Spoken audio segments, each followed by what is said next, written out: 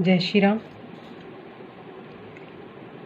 श्रावण का मास संपूर्ण भारतवर्ष के धार्मिक प्रवृत्ति को धारण करने वाले आस्तिक लोगों के लिए बहुत ही पुण्यमयी और आत्मिक शांति देने वाला माह है। कहा जाता है कि इस माह को देवों के देव महादेव भी बहुत पसंद करते हैं। उनका सबसे प्रिय मास श्रावण मास ही है। भगवती पार्वती ने उन्हें प्राप्त करने में जो परिश्रम, जो श्रम, जो अनुष्ठान, जो पूजा, जो अर्चना सतत उनको प्राप्त करने के लिए की थी, इन सब अनुष्ठानों, अर्चनाओं और पूजा के परिणाम स्वरूप देवी ने भगवान शिव को पाया था। इसीलिए भगवान शंकर को श्रावण का मास बहुत पसंद है। भगवान शिव एकमात्र वैरागी देवता है। साथ ही वे पंच देवों में प्रधान भी माने जाते हैं। अनादि और अनंत सिद्ध परमेश्वर सभी शास्त्रों में मंडित महादेव कहे जाते हैं। वेदों में इस परम तत्व को अजन्मा, अव्यक्त, सबका कारण, विश्व का प्रपंच और विश्व प्रपंच के सृष्टा, पालक और संहारक भी कहा जाता है। आज के परिप्रेक्ष्य में अगर देखें तो भारत की रक्षा और सुरक्षा के लिए हम भगवान शंकर की वंदना और अर्चना करके राष्ट्र को सीमाओं पर सुरक्षित पा सकते हैं। और इस परिप्रेक्ष्य में ये कहा गया है कि कौन रहा ललकार सीमा के उस पार, अपना तांडव पुनः उठा लो शंकर के अवतार, समर भूमि में प्रलय मचा दो, नेत्र तीसरा खोल उठो, जाग उठो। आज के समय में शंकर के उस समग्र रूप यानी प्रलयंकाली रूप को साक्षात दर्शन अर्चन करने की आवश्यकता है। प्रत्येक भारतीय को इस मास में पूजा और अनुष्ठान के साथ राष्ट्र की रक्षा का अनुष्ठान भी, इस प्रण को भी धारण करना चाहिए। शिव का अर्थ है कल्याणकारी, कल्याण को प्रधानता देने वाले। परब्रह्म के रूप में इस स्वरूप की आराधना और अर्चना की जाती है।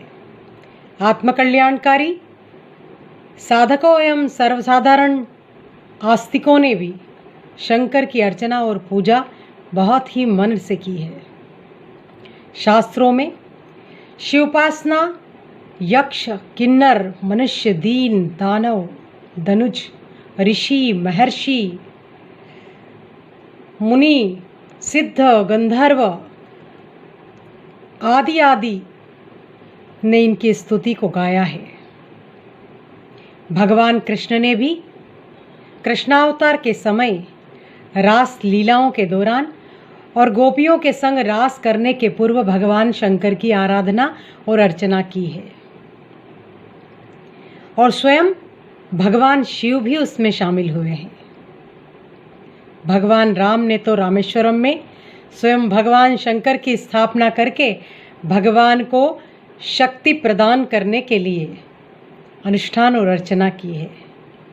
राम के आराध्य शिव है और शिव के आराध्य राम है। दोनों एक दूसरे की आराधना और अर्चना करते हैं। संसार के कई देशों में जब खुदाई हुई तो सबसे अधिक मात्रा में शिवलिंग और शिव की मूर्तियों की प्राप्ति हुई है। शिव की उपासना निरंतर और प्राचीन रही है। उपासना से प्रत्यक्ष, सहज और सरल शिव हमें प्राप्त हो जाते हैं। और ऐसे आकार होकर के भी निराकार परब्रह्म, कालों के भी महाकाल भगवान आशुतोष की वंदना और अर्चना संपूर्ण भारतवर्ष के कोने कोने के प्रांतों, गांवों, खेत और खलियानों में आराधना और अर्चना होती है।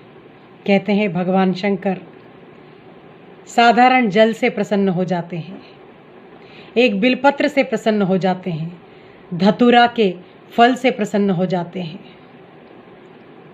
अकाव के फूल से प्रसन्न हो जाते हैं, और जो बहुत ही साधारण तरीके से प्रसन्न हो जाते हैं, ऐसे देव को आज जब एक भीषण महामारी संपूर्ण विश्व को घेरे हुए है, ऐसे समय में पुनः पुनः शंकर के अवतार की आराधना करना आवश्यक हो गया है। संपूर्ण भारतवासियों को, समस्त स्वजनों और स्नेहजनों को इस श्रावण मास की मंगल आत्मीय शुभकामनाएं। आप सभी बहुत ही हर्ष और उल्लास के साथ इस परम प्रतापकारी, कल्याणकारी, सर्वदुःखहर्ता, सर्वकर्ता और मंगल के देवता को जन्म देने वाले पिता स्वरूप भगवान शंकर की आराधना और अर्चना में ये संपूर्ण श्रावण मास बिताएं। इसी अर्चना, इसी प्रार्थना और शुभकामना के साथ जय श्री राम, वंदे मातरम, प्रणाम।